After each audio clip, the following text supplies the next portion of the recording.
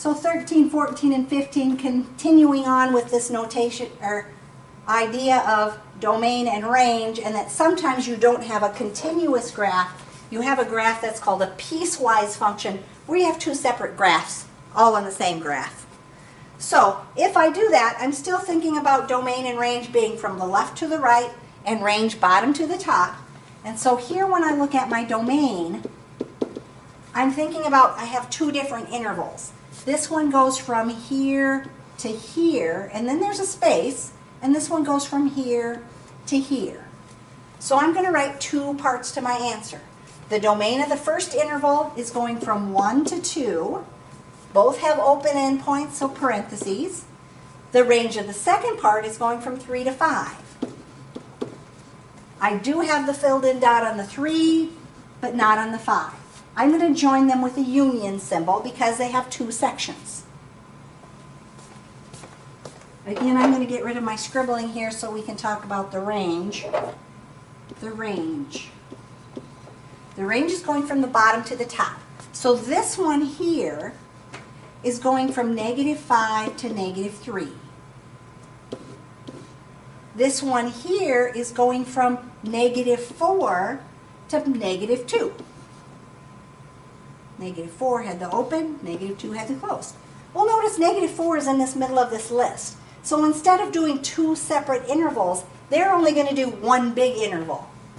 This is going from -5 up to the -2. They're overlapping in the middle. They don't have a space like these one did have in the middle. And so I'm going to put my range as that it went from -5 to -2. And it's continuous because they overlap each other. And so there's not a space where there's not an answer. So I have to combine those into one answer.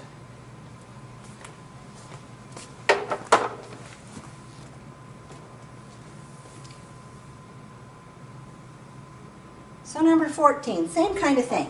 My domain, obviously these are two separate graphs. This first interval is going from -2 to -1. The -2 side has a bracket. The -1 side has an open circle, so a parenthesis. Should write domain up there. Then I have this section way over here. There's nothing in the middle. There's nothing at 1, 2, 3, but here I get 4 to 5. So I'm going from 4 to 5. Both ends have open circles, so both ends are going to have parentheses. My range. Again, hopefully you can see that I'm overlapping. Here I'm going from -5 up to 1. Here I'm starting at -3 and going to 3.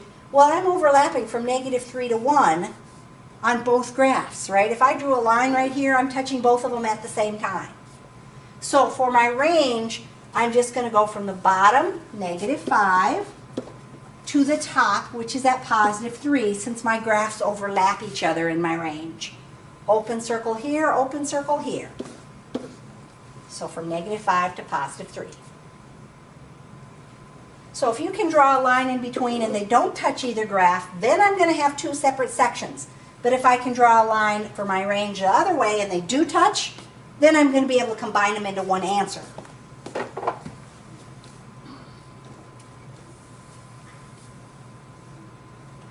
And 15 is the last one on here. Happens to be again that I've got two separate domains and that my range is going to overlap each other. Here for my domain, the first section is going from -1 to +1. I wrote over the top of those so you can't even see the signs. But -1 to +1, both solid dots, so both brackets. My domain here, this one is starting at 2 and going to 5. The 2 has an open circle, the 5 has the filled in dot. Now you're saying, oh, don't those overlap? Well, no. If I drew my line right here down between the 1 and the 2, if I could draw straight, I wouldn't be touching either of my graphs. There's that space between the 1 and the 2. Looking at my range. My range. Now this one goes from -4 all the way up to +4. This one goes from -2 to 0. But these two numbers are included between the -4 and the +4. So I'm just going to say for my range, I went from -4 to 4, filled in dot here so I have a bracket, open circle here so I have a parenthesis, and I'm just going to use one big interval instead of two separate smaller intervals, since they overlap each other. All right, that is the